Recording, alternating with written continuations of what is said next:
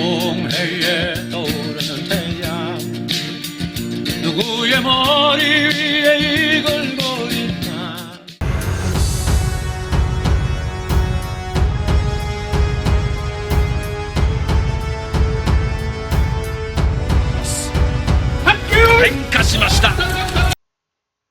여기 보면은 조선, 카라사르, 홀본, 옛날 졸본부여 앞에 분 홀본이죠.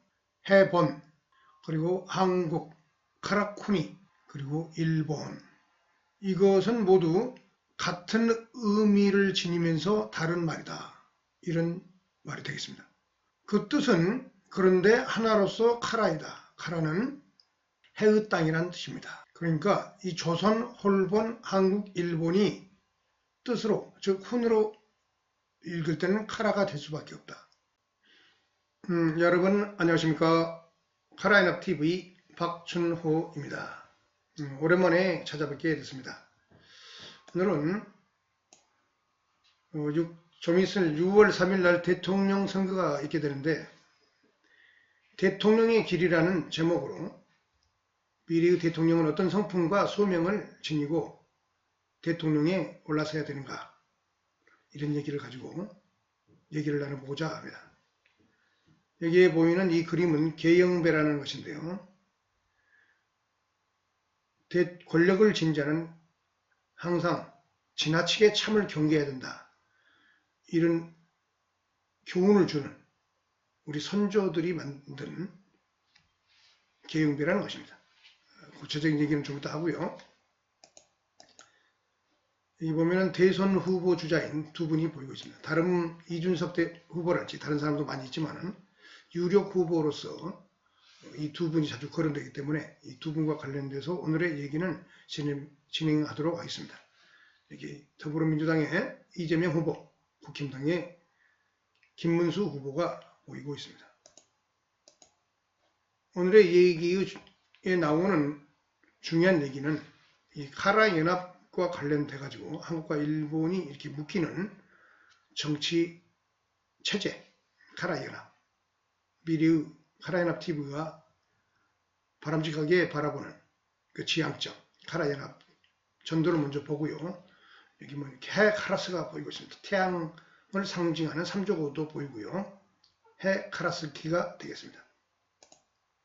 오늘의 얘기의 시작은 5월 8일 날 있었던 이재명 민주당 후보의 경제 5단체장과의 간담회에서 있었던 내용을 JTBC가 방송한 내용을 가지고 한번 들어보면서 얘기를 진행해 가고자 합니다. 여기 정경련 회장, SK 회장인 최태원 회장이 보이는데요. 그분의 얘기를 먼저 들어보도록 하겠습니다. 좀 새로운 방법론을 좀 제언을 드리도록 하겠습니다.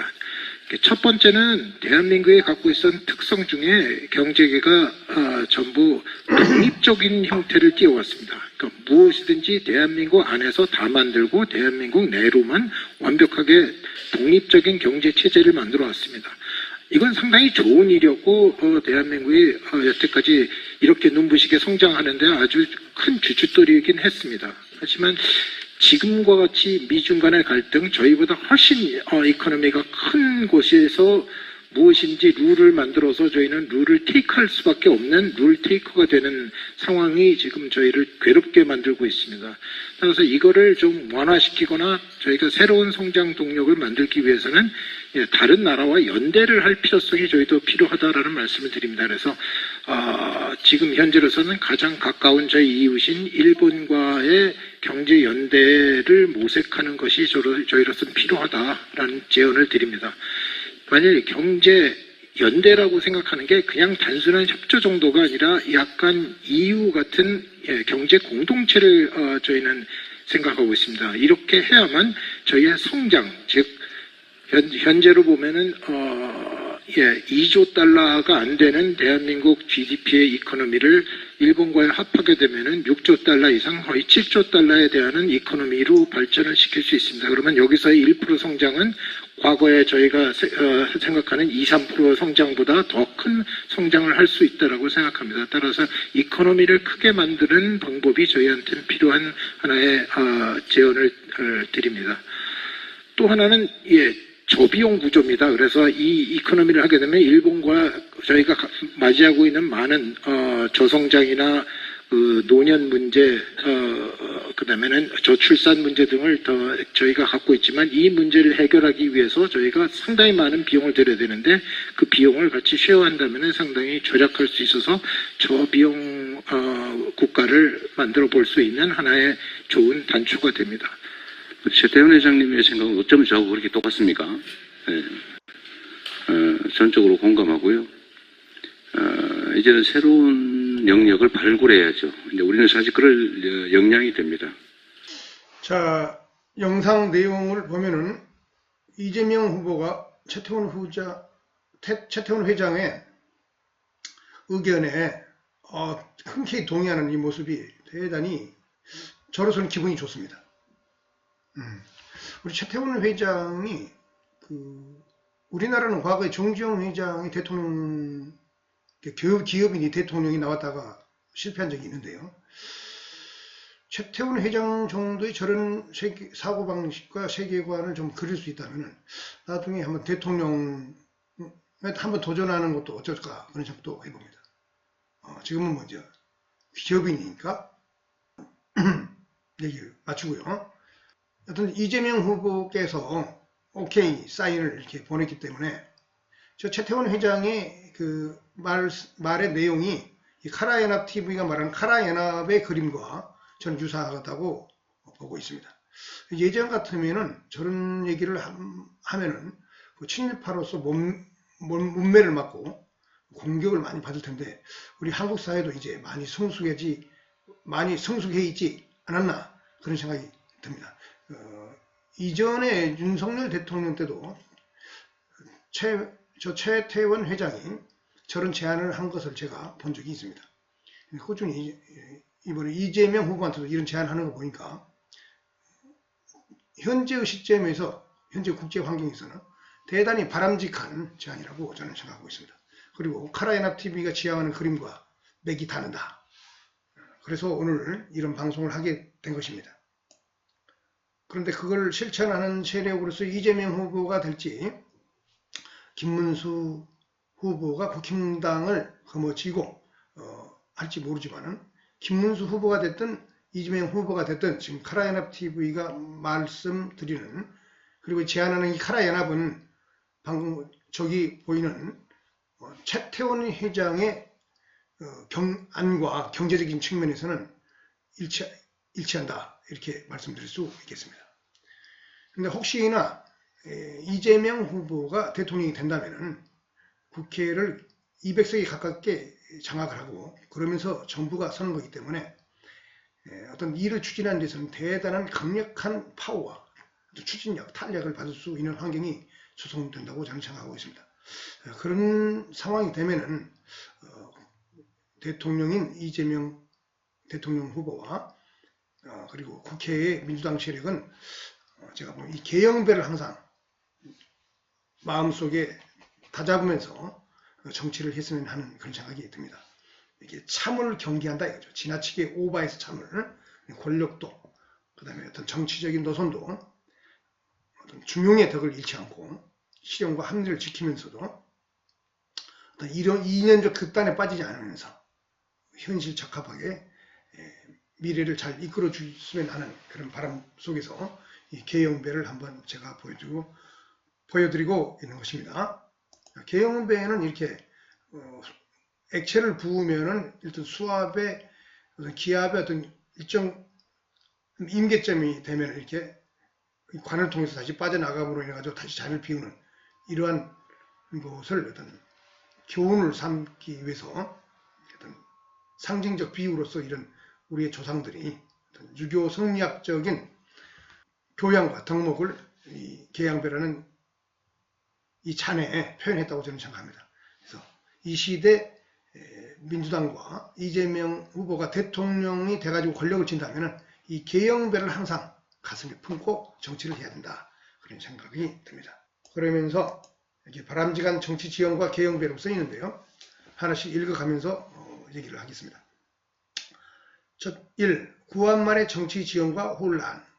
이거는 뭐냐면 저는 정치 지형이 오락가락하면서 그리고 엄청난 피해 투쟁을 하면서 또 봉건시대였고 그렇기 때문에 일관성 있는 미래지향적인 합리적인 그리고 그 당시 근대화와 개화라는 그 노선을 꾸준히 잘 이행하지 못하고 그 다음에 그 당시 국제정치 제국주의 시대의 그 국제 환경에 눈을 뜨지 못해가지고 적응 못하면서 결국은 조선이 패망했다는 것에 대해서 우리는 교훈을 얻어야 하는 그런 국제 환경과 시대에 오늘 현재 우리가 놓여 있다.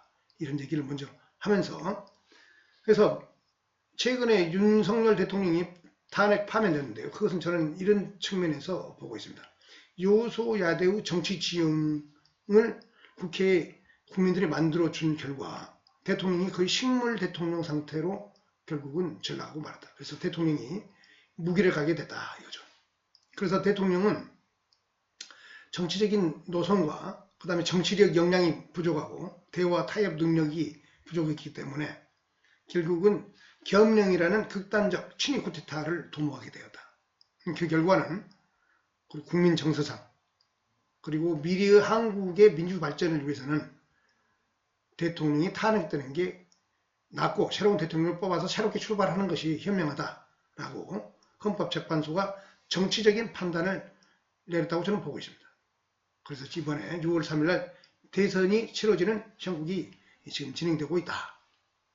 그래서 이걸 이 사태를 반추해 보면은 여소야대의 상태에서 현재의 국제 정세와 그 다음에 국내 문제의 산적한 이 모순점들, 문제점들을 강하고 힘있게 추진하기 위해서는 국회와 대통령, 정부가 하나로 이렇게 강하게 큰 세력으로서 거머쥐는 것이 낫지 않나 이런 분위기가 현재 여론상 지배하고 있다고 저는 보고 있습니다. 그래서 여론조사를 하면은 지금 현재 이재명 후보가 51% 정도가 나오고 있는데요.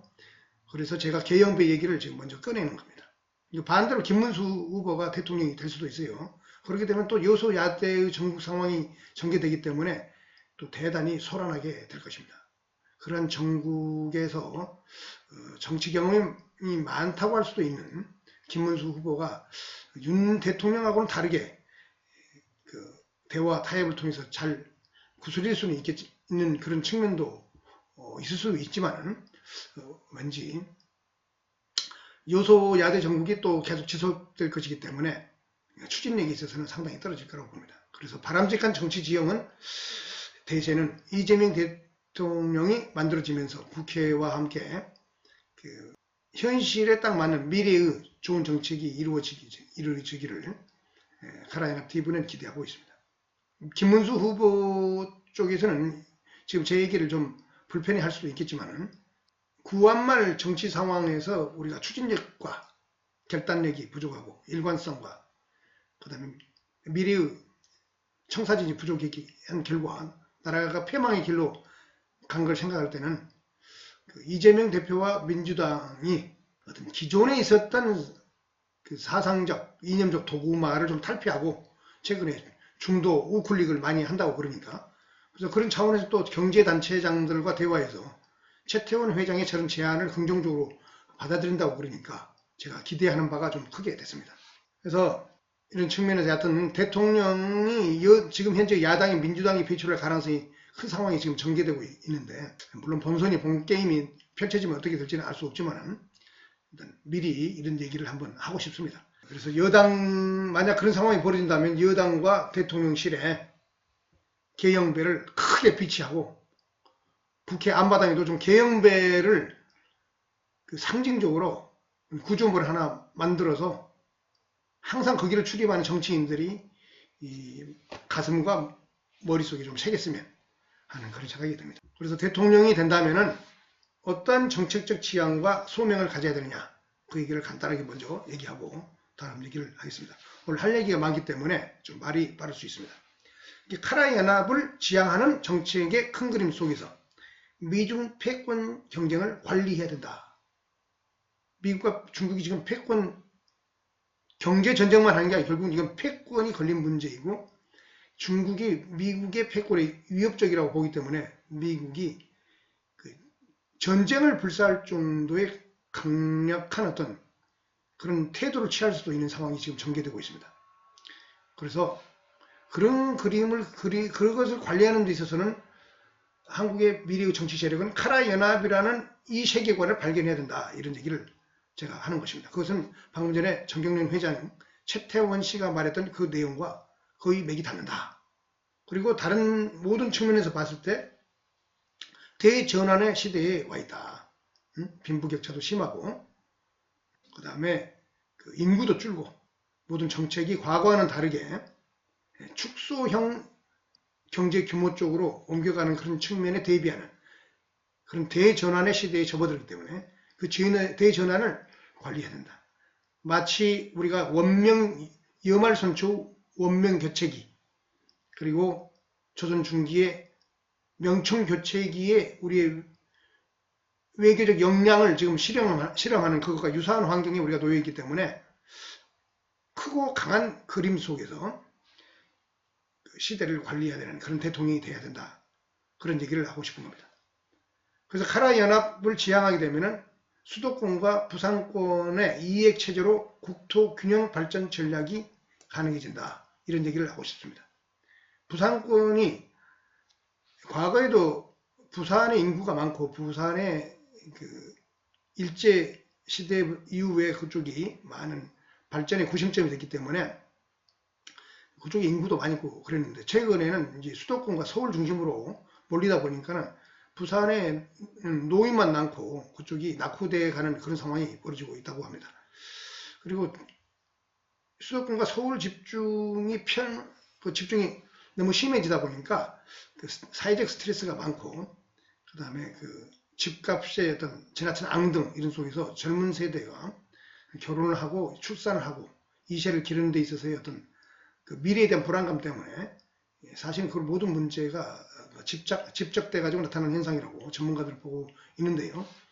우리나라는 수도권과 부산이라는 이거 카라 연합을 해야만이 부산이 일본과 보다 긴밀히 엮임으로써 그쪽에 물류와 그 다음에 돈이 집중되기 때문에 개발이 될 수가 있습니다. 그래서 이익체제가 가능해진다. 그 결과 국토의 진정한 균형 있는 발전이 가능해지는 그런 상황이 전개될 수 있다. 그래서 대통령은 카라 연합을 통해서 수도권 부산 이익체제로 국토 균형 발전 전략을 구사하는 게 역사적 소명이 되어야 된다. 7번째, 카라 연합 경제 생태 전략을 그러면서 가져가야 되죠. 그러니까 방금 전에 최태원 회장이 말했듯이 현재까지는 한국 내에서만의 기업, 한국 내에서만의 경제 전략으로서 항상 생각하고 그걸로서 오늘까지 이끌어왔는데 이제는 그것까지는 안 된다. 보다 큰 경제 블록 하나 정도를 가져야 된다. 그것이 바로 한국과 일본이 이와 같은 경제 블록을 창출해내는 것이 좋은 미래 전략이 될 수 있다. 이런 얘기가 되는 것입니다. 그래서 거기에는 당연히 카라 연합 경제 생태 전략이라는 것이 동시에 마스터 플랜으로서 들어갈 수밖에 없다. 그래서 당연히 일본과 협력하면서 최첨단 기술 혁신에 나가야 되며 일본과 그런 관계가 얽히게 되면 한국의 내수 시장이 약한데 일본을 내수 시장하면서 동시에 우리의 경제적인 어떤 활력을 끌어올릴 수 있기 때문에 현재의 미중 패권 대결 속에서 발생하고 있는 한국의 경제 상황의 어려움을 내수 진작책으로서 커버할 수 있는 그런 묘수가 될 수 있다. 그런 얘기가 되겠습니다.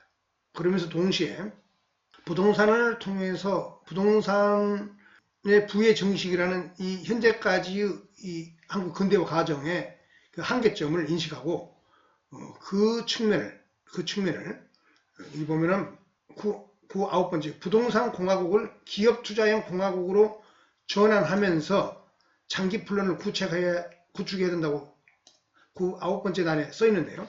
바로 이러한 전략으로 국가 전략을 장기 플랜의 어떤 베이스를 구축하는 그런 작업을 새로운 대통령은 해야 된다. 그것이 바로 중산층을 강화하는 전략의 일환이 되어야 된다. 부동산으로 계속 부자 되는 그런 시대를 끝내야 된다 이겁니다. 그 돈이 기업을 육성하고 첨단 기술을 육성하고 주식시장을 활성화하고 그래서 기업 투자의 공화국으로 바꿔내면서 부동산 시장을 톤 다운 시키면서 새로운 미래의 경제 모델을 그림을 그려야 된다. 그것이 새로운 대통령이 할 일이다. 이런 얘기가 되겠습니다. 그리고 그러한 시대를 이끌어 나가기 위해서 인재를 배양을 해야 되는데 거기에 맞는 인재는 어떤 인간형이냐. 창조적인 인간형. 그런 인간을 배양하는 교육 시스템을 구축해야 된다. 그래서 교육개혁과 교육 혁신이 만들어져야 된다. 현재의 주입식 교육 그리고 공교육이 말살돼가지고 그리고 줄세우기 교육 이런 교육을 벗어나서 창의와 혁신을 할 수 있는 그런 인간형을 만들어낼 수 있는 그런 교육 철학과 정책을 과감하게 실시해야 된다. 이스라엘이랄지 미국의 어떤 그 교육 철학을 좀 우리가 참고할 필요가 있다. 저는 그렇게 생각하고 있습니다. 그리고 또 하나 그 교육의 내용에는 건박과 성실성을 강조하는 민주교양을 강화하는 교육이 되어야 된다. 민주주의 교양과 자유주의 교양도 좋지만 이 건박과 성실이라는 이 측면을 강조해야 된다. 징기스칸이 중원을 장악하고 그 몽골 제국을 세우고 나서 죽음에 이르러서 한 얘기가 절대 중원에 들어가면 건박함을 잃지 마라.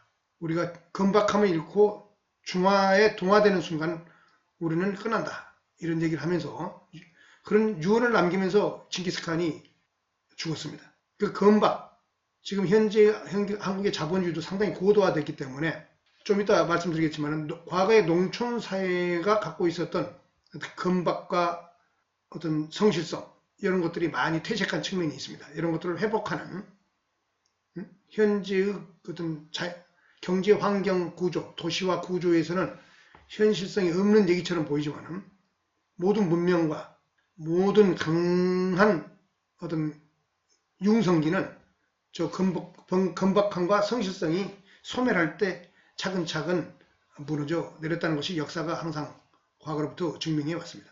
현재 미국도 패권을 유지하면서 달러 기축통화 체제 내에서 그 소비 시장만 진작하고 그다음에 이 건박과 성실이라는 이 측면들이 사회 문화적으로 많이 좀 어그러진 상태에 있습니다. 이것은 제조업이라는 것을 통해서 제조업이라는 그 배경을 통해서 사람의 노동의 어떤 신성성 거기서 나오는 그런 겸허함 그런 것들이 이제 농경적 사회의 어떤 삶의 태도하고 유사한 건데요. 금융자본주의만 앞세우고 달러를 채권을 남발하면서 부채를 키우는 그런 경제정책을 지금까지 해오는 결과 미국의 문화가 많이 타락해 있는 그런 측면이 있습니다. 그것은 건박과 성실성의 심각한 결여가 지금 발생하고 있다. 저는 그렇게 보는데요. 우리 한국 사회는 이 측면을 항상 경계로 삼아야 된다. 그런 얘기를 하고 싶습니다. 그래서 그리고 이제 대통령 후보로서 이제 이재명 후보하고 김문수 후보를 비교하면서 과연 그분들이 대통령이 될 만한 인물들인데 저는 이제 중용의 덕이라는 측면에서 이제 사람을 보고 그 사회 현상도 보고 정책도 보고 좀 그런 경향이 있는데요. 과거에 이제 그 성리학자들의 경전 중에 대학, 논어, 맹자, 중용 이렇게 있지만 저는 중용이 가장 중요하다고 저는 보고 있습니다. 다른 것보다도. 이 중용이 뭐냐면은 현실 적합적, 실용적, 그 다음에 합리성 이런 것들의 성격이 바로 뭐냐면은 저는 중용이라고 현대적으로 해석하고 있습니다. 근데 그 중용에는 최근에 그걸 새롭게 이론적으로 제가 정립을 했는데요. 최근에 대통령 탄핵되고 윤석열 대통령의 어떤 인간행의 유형이라는 것이 도대체 무엇인가 이런 생각도 해보고 왜 저 사람은 저런 극단적 선택을 정치 계엄이라는 것을 택하는 그런 유형이 사람이 됐는가? 그리고 이재명 후보, 김문수 후보의 살아온 이력 속에서 우리는 과연 그 인간들을 어떻게 분석하고 미래의 대통령으로 뽑는 데서 우리가 선택을 할 때 어떻게 체크하고 체크리스트를 만들어서 분별하고 우리가 투표를 할 것인가, 이런 문제를 생각하다 보니까 이 보면 10여 명 인간 대 합리형 인간 이렇게 해가지고 11개의 항목으로 비교를 좀 해놨습니다. 사실은 이게 굉장히 오늘의 내용에 중요한데요. 그 내용을 저는 그림으로써 중용의 덕은 10여 명 인간 플러스 합리형 인간이 적절히 잘 조화를 이룬 것이다. 이거를 중용의 덕으로 저는 정의하고 있습니다. 최근에 만든 제 나름대로의 이론입니다. 그러니까 이게 중용이 적을 때가 있으면 이 중용이란 무엇이냐? 이게 합리형과 심리형의 그 시대의 현 상태의 객관적 조건 속에서 이 중간에 어떤 부분을 잘 짚어가는 것이다. 정책을 만들 때도 마찬가지고, 그 다음에 자기의 감정을 관리할 때도 마찬가지고. 그래서 신념의 인간은 도대체 과연 무엇이고, 합리형 인간은 도대체 무엇이기 때문에 이 둘 사이의 어떤 균형점 속에서 중형이라는 그 최고의 적점이 만들어진가, 이런 얘기를 한번 풀어보고자 합니다. 이 얘기를 간단하게 먼저 보면은 신념형 인간은 종교성과 근본주의적 경향이 좀 있다고 저는 보고 있습니다. 합리형 인간은 종교성과 근본주의적 경향이 좀 상당히 약하죠. 탈레반이랄지 조선의 성리학자들 이런 사람들은 일반적으로 이 신념형 인간이 강하다고 볼 수 있습니다. 자기의 관념적 정의라는 틀 속에서 현상을 재단하는 거죠. 그리고 경제학자들이랄지 어떤 수학자들 그리고 자연과학을 하는 학자들은 일반적으로 이 합리형 인간의 뇌를 갖고 있을 가능성이 큽니다. 그런데 이 두 가지가 적당히 조화를 이룰 때 우리는 좋은 지도자이며 좋은 대통령을 만날 수 있다. 저는 그렇게 생각하고 있습니다. 경제적 토대는 주로 이제 신념형 인간은 농업사회에서 만들었다고 봅니다. 농업. 그리고 합리형 인간은 현대사회 상업문화. 그래서 유교의 그 태도인 공자와 맹자는 이 상업을 천시했습니다. 상업을 천시한 이유가 있어요. 이 합리주의적 인간형이 뒤에 보이면 나오겠지만은 믿을 수 없는 존재로서 인식됐기 때문에 순박한 농업, 그 다음에 정태적인 농업사회의 인간형에 맞는 그리고 어떤 그 변화무쌍하지 않고 안정된 그런 것을 추구했기 때문에 농업사회에 바탕한 사상이라고 볼 수 있습니다. 그래서 성리학이 일종의 신념형 인간형을 만드는 그러한 전통시대의 어떤 문화의식이었다. 그렇게 볼 수 있습니다. 그래서 당연히 농업과 관련돼서 정태성을 띠고 합리형 인간은 동태성을 띈다. 상업이라는 것이 일종의 유목적인 성격이 있죠. 이동을 하고 교환을 하고 그 다음에 직군과 직업과 상품에 따라서 상대주의적인 것을 항상 분석하면서 상대를 배려하고 그 다음 나의 이익을 취하는 그런 측면이 있기 때문에 동태성을 띌 수밖에 없습니다. 자, 빠른 속도 읽어보겠습니다. 그래서 전통적 봉건사회적 유형의 인간형이 이제 신념형 인간형의 모습이 되겠습니다. 현대사회적 인간형은 합리형 인간. 이건 이제 아내라는 사람과 자공이라는 사람을 이렇게 비교를 해놨는데요. 이 둘은 둘 다 공자의 제자들입니다. 같은 시대에 공자한테 똑같이 수학 공부를 했던 제자들입니다. 근데 아내는 30대 초반인가 중반에 일찍 요절해서 죽고요. 자공은 아주 늙으마니까 아주 늙을 때까지 오래 살기도 했는데 결국은 그 정쟁에 휘말려 가지고 죽게 됩니다. 왜 그 얘기를 하냐면은 이 아내는 공자의 가장 충실한 제자였어요. 이 아내는 공자가 가장 사랑하는 제자이고 침이 마르도록 칭찬했던 제자입니다. 그리고 굉장히 아내는 순응적이었고 공자의 말을 굉장히 잘 따랐죠. 그러지만은 이 사람은 공자한테 반항한 적은 거의 없어요. 근데 차공은 약간 반항이라기보다는 공자에게 딴지를 걸고 의문을 자꾸 제기하기도 하고 그런 사람입니다. 그래서 재밌는 것은 이 사람은 뭐냐면은 이 아내랄지 자공이랄지 이 공자의 제자들을 전부 이끌고 공자가 그 당시 춘추 시대를 주유하면서 여기저기 이제 설법도 하고 그러고 다니는데 돌아다니다 보면 재원이 떨어질 거 아니에요. 밥도 먹고 잠도 자고 그래야 되는데 돈이 필요하다 이거죠. 근데 그 돈이 필요할 때 그 돈을 만들어낸 사람이 누구냐면은 이 자궁이에요. 아내는 말 잘 듣는 집안의 막내 같은 사람이라면은 이 자궁은 좀 모험적이고 도전적이면서도 그 다음에 말주변이 굉장히 좋았다고 그래요. 그래서 그 말주변이 너무 좋은 것도 공자가 좀 핀잔도 주고 그럽니다. 그러면서 반대로 아내를 많이 칭찬하죠. 그래서 자공은 공자한테 별로 칭찬을 거의 못 들었던 사람이에요. 그럼 왜 그랬을까? 이 사람은 뭐냐면은 공자를 굉장히 존중하고 공자를 따르긴 했지만은, 그리고 공자가 죽었을 때 돌아가신 이후에 그 장례를 치러준 사람이 거의 자공이 자기의 자비를 들여서, 자공은 부자로 살았어요. 그리고 어느 그 당시에 제후에 재산까지 올라서 권력도 좀 행정도 받은, 아주 출세도 많이 했던 그런 사람입니다. 그런데 이제 그 나라의 정쟁에 휘말리면서 결국은 역적으로 몰려 죽게 되는데, 하여튼 그런 파란만장한 인생을 살았고, 공자한테는 별로 이렇게 칭찬을 많이 받지 못했던 사람인데, 이 사람이 뭐냐면은 천하를 주유하면서 먹을 것 떨어지고 돈 떨어지면은 그 돈을 장사를 해서 돈을 마련해 가지고 충당했던 사람이 이 자공입니다. 요리를 잘했다고 그래요. 돌아다니다가 금방 그 포장마차처럼 자립해 가지고 장사해서 돈 마련하기에는 음식 만들어서 파는 게 가장 쉽죠. 자공이 그 일을 잘했다고 합니다. 자공은 근데 이제 이 사람을 왜 합리형 인간에 넣느냐?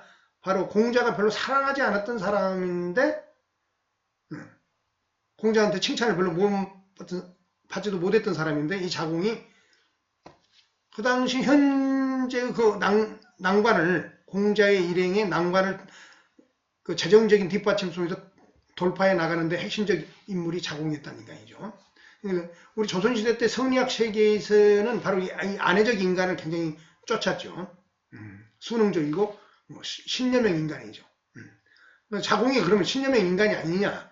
그렇다고는 볼 수 없어요. 공자가 강조했고 공자의 그 말을 잘 들었던 제자이기 때문에 이 신념형 인간적 요소가 있지만은 동시에 자기 나름대로의 또 새로운 세계관을 갖추고 사고방식을 갖추고 있는 그런 측면이 강했기 때문에, 그리고 굉장히 활달했고 장사도 잘했고 부자로 살았고 재산까지 올랐고, 이런 인간을 저는 좀 더 높게 보거든요. 제가 보기에는 여기 밑에 보면 양명학적 인간형이 이 자공이 아닌가, 저는 그렇게 보고 있어요. 성리학적 인간형이 이 아내라면은 양명학적 인간형은 자공이다, 이렇게 보고 있어요. 그래서 합리주의적 현대적 인간형에 좀 가까운 사람이 자공이 있지 않아, 자공이었지 않나, 저는 이렇게 판정을 하고 싶습니다. 그래서 이 두 개의 사고 유형에는 어떤 이론적 성격의 세계관이 좀 강하고, 이 합리형 인간은 상업을 배경으로 하는 세계에서 통용되는 성격이 강한 세계관 사람이기 때문에 관용적일 수 있습니다. 그래서 당연히 이제 그러다 보니까 절대주의적 충과 절개를 중시하죠. 조선시대 성리학자들이 그랬잖아요. 반대로 합리적이적 인간형은 상대주의, 기회주의, 나쁘게 말하면 기회주의적이고 실용적이라고 볼 수 있는데, 이런 사람들이 상대주의를 이해하는 거예요. 그러니까 조선시대 때 유학자들, 성리학자들은 이 상대주의적 이해를 잘 못하는 사람들이었어요. 그렇기 때문에 조선 말기가 오면은 그 춘추 전국과 비슷한 세계 체제에 휘말리는 이 제국주의, 이 서세 동정우 시대에 그 위기 관리를 할 수 있는 능력의 어떤 그 판단력과 식견을 만들어내지 못함으로써 조선이 멸망하는 그 배경이, 문화적 배경이 되었다, 저는 그렇게 보고 있습니다. 그래서 기회주의, 실용주의적 측면에서는 공자가 비판해야 될 대상이었지만은 현재의 세계도 세계 체제라는 게 이 상대주의가 지배하는 시대이죠. 그리고 과학이 지배하는 시대이고, 그래서 이 합리주의적 인간형이 바로 현대형 인간이다, 그렇게 볼 수가 있습니다. 그래서 당연히 신념의 인간은 평면적 인식론적인 경향이 강하겠죠. 그리고 반대로 이쪽은 입체적 인식론, 보다도 입체적으로 사물을 보고 현상을 분석하는 경향이 강하다, 이렇게 볼 수가 있겠습니다.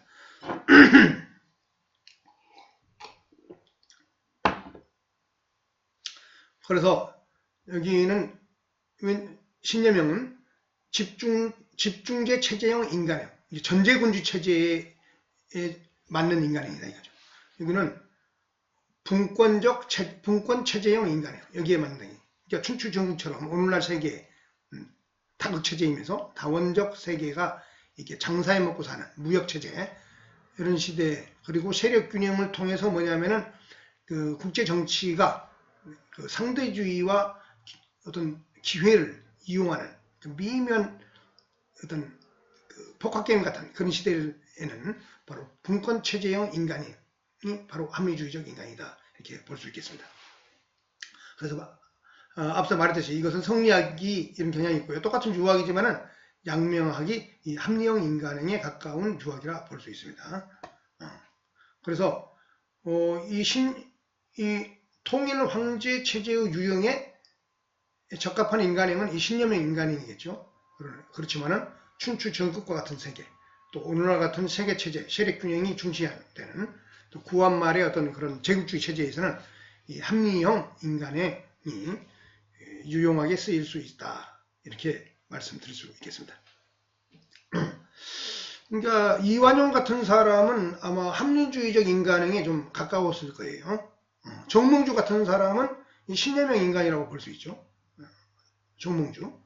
정도전 같은 경우는 이 신념형 인간행이 강한데 동시에 합리형 인간도 요소도 좀 가미한 기본적인 토대는 신념형 인간이 강한 사람이었다. 정도전 같은 경우는 이렇게 역사적 인물들을 우리가 이 그 그림, 이 항목을 가지고 대입하면서 분석해 볼 수가 있을 것입니다.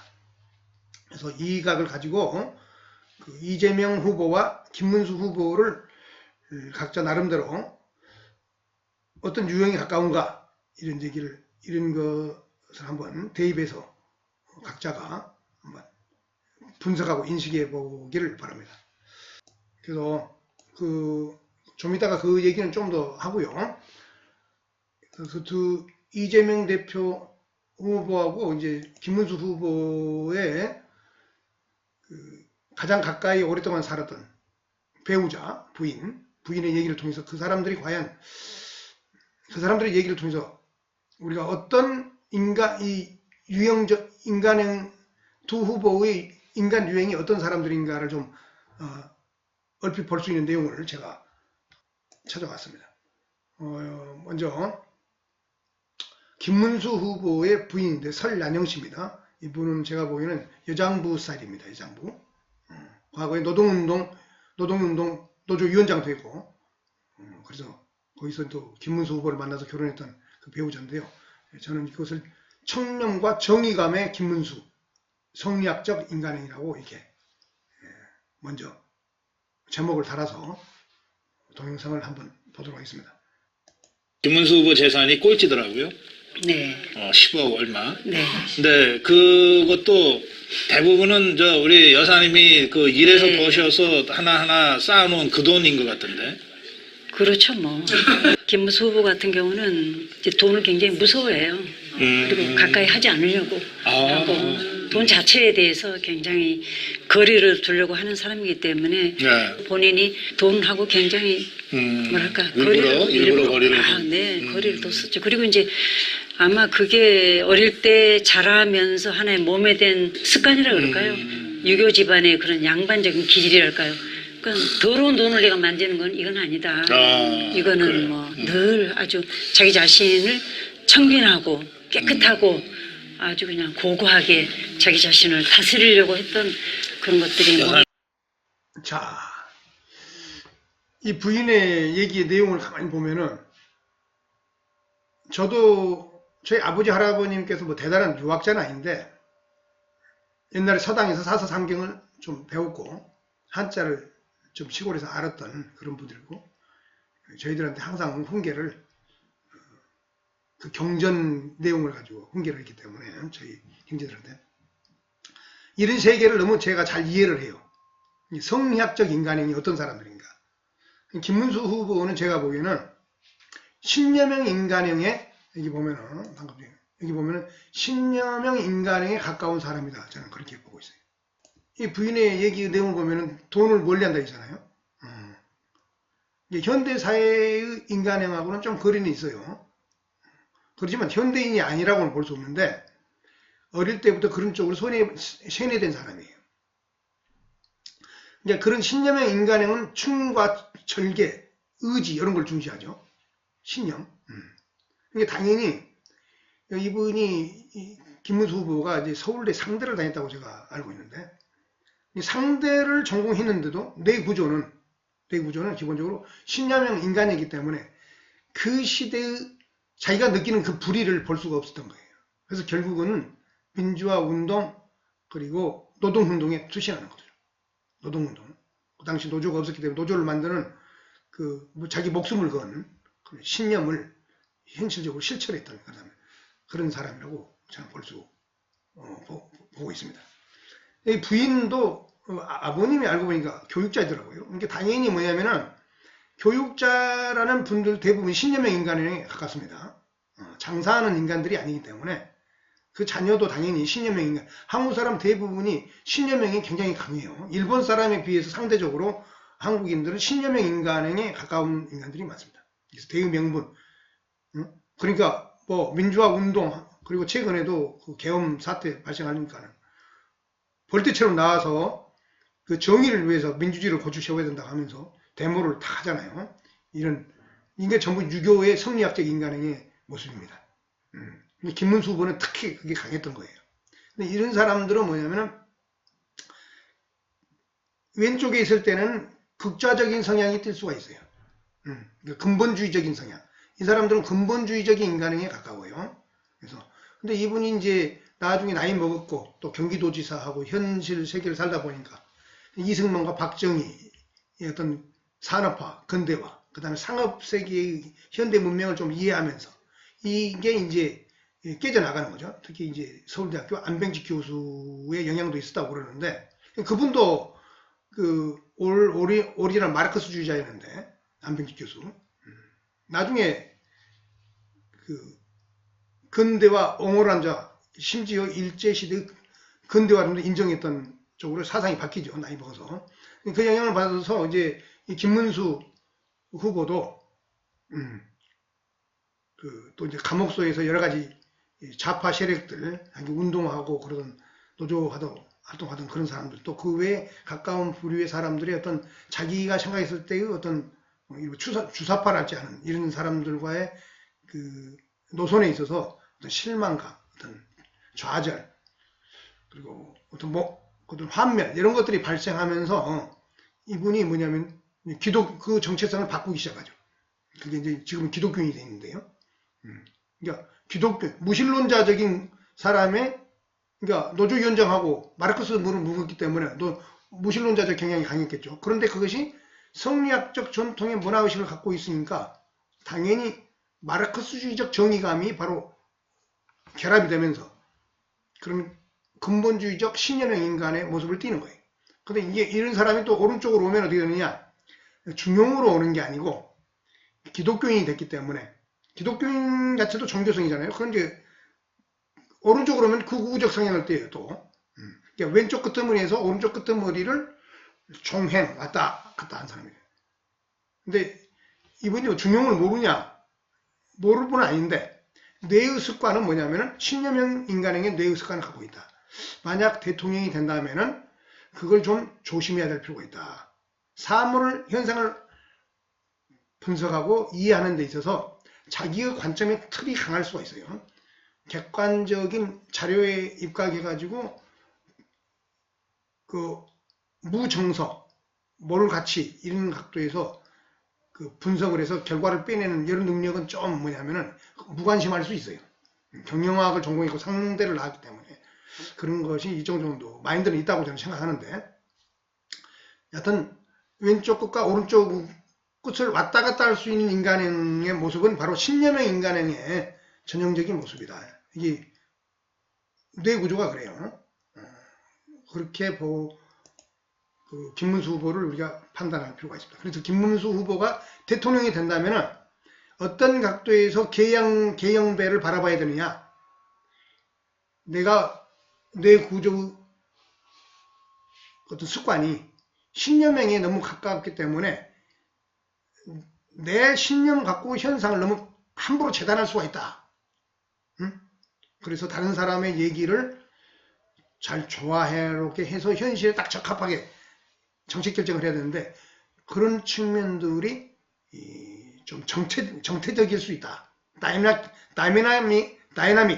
타임, 이게 시간이 흘러가는 것 속에서 어떤 변화 속에서 미래까지 보면서 어떤 그 결정을 해야 되는 게 바로 다이나믹이거든요. 동학적 의사결정인데 그런 측면들에 좀 뭐냐면 자기 자신을 항상 견제구를 날리면서 정책을 만들고 대통령이 된다면은 대통령 행위를 하는 게 좋겠다 이런 얘기를 하고 싶습니다.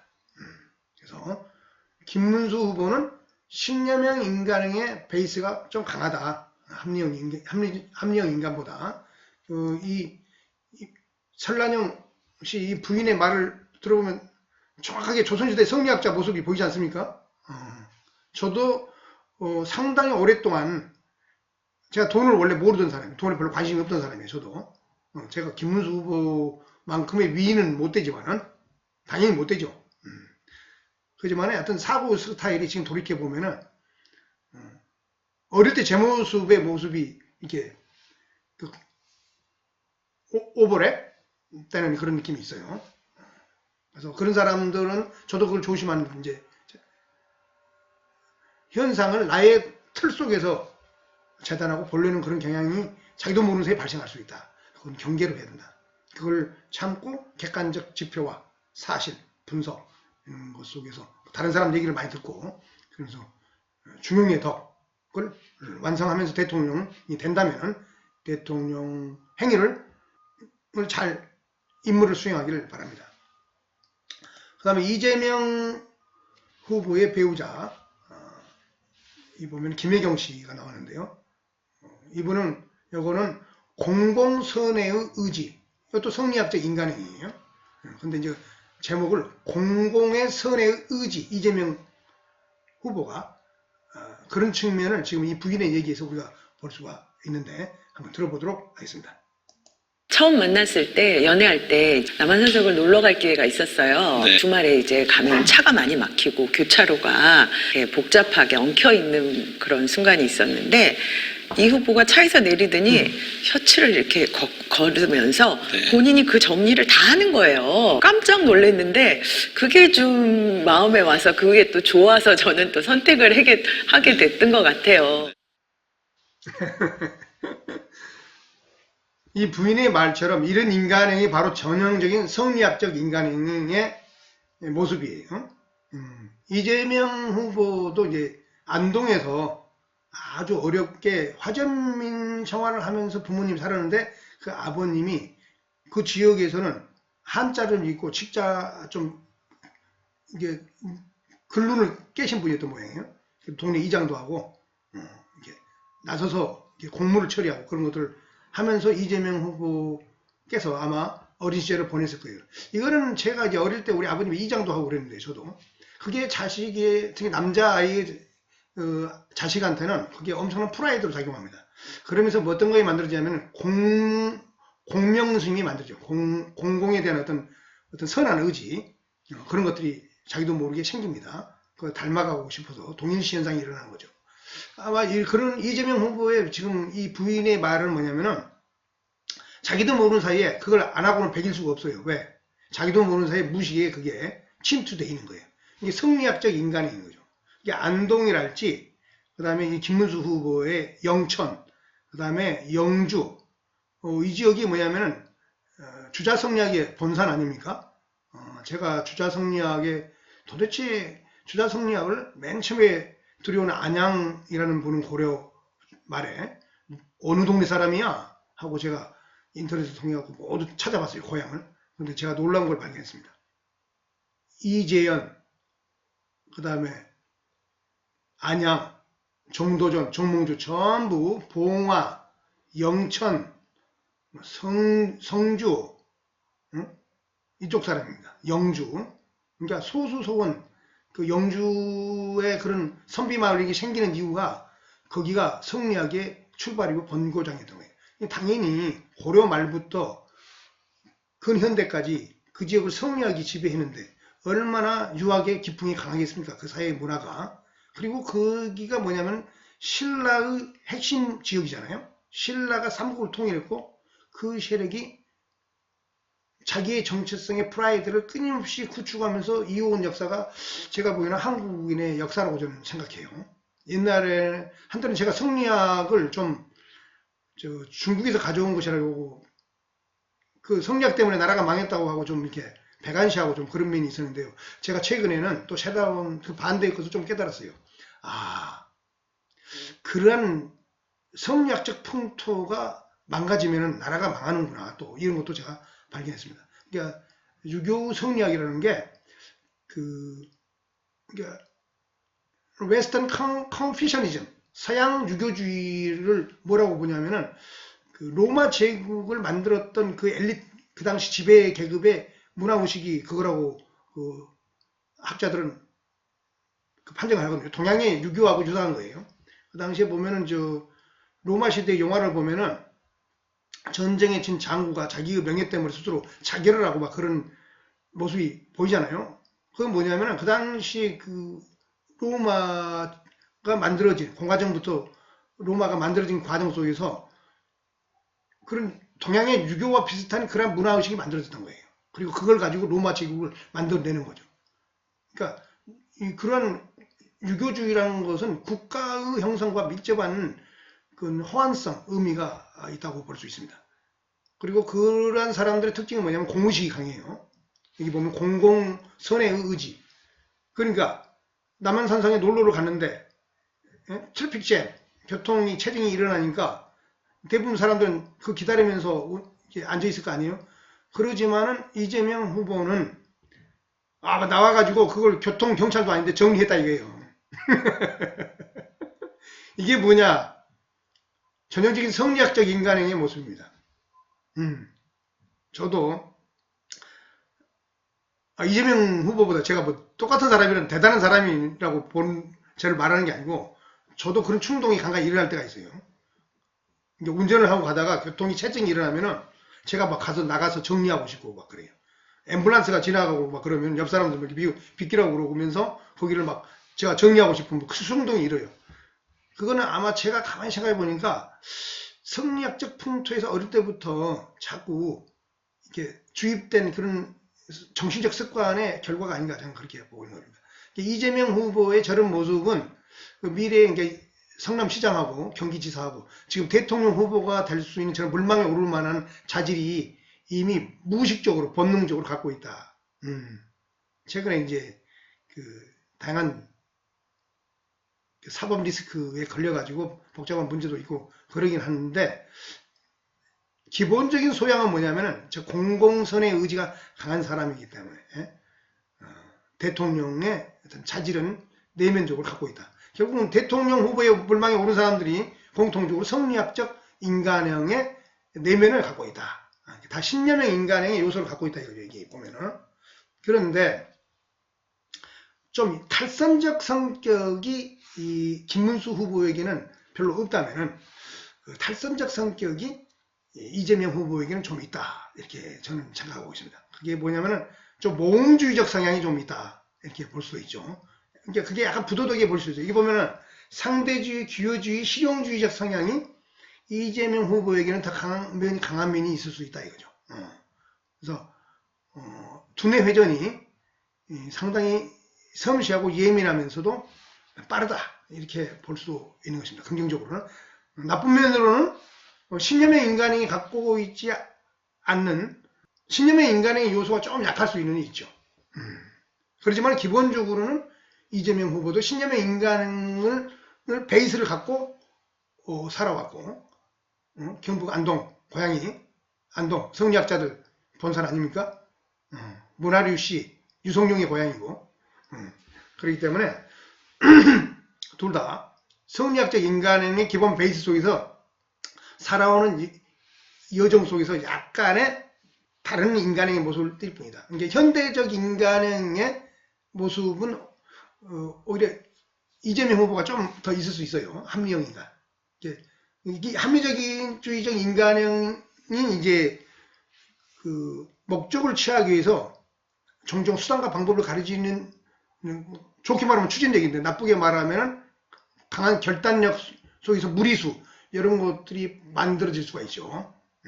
강한 결단력과 추진력은 있는데 무리수를 좀 있는 면이 또 있을 수 있다. 이게 바로 뭐냐면은 약간 그러지만 이 신념의 인간은 혁명가적 인간이죠. 그 부인도 혁명가적 삶을 살았고 또 김문수 후보도 혁명가적 인간인 거예요. 그 당시 엄혹한 시절에 노동운동을 했다는 것 자체가 바로 뭐냐면 그러니까 봉건 전통사의 성리학적 인간행이 현대적 마르크스주의적인 신념의 인간행의 모습으로 바뀌어가지고 인생을 출발한 거죠. 지금은 기독교인이 돼 있지만은 그런 식으로 이 두 분, 김문수 후보와 이재명 후보를 대별해서 우리가 분석해 볼 수 있다. 이 부인들의 얘기를 참고했기 때문에 거의 정확할 겁니다. 그리고 여자의 눈은 굉장히 날카로워요. 그리고 여자의 사랑은 우아하고 고상하죠.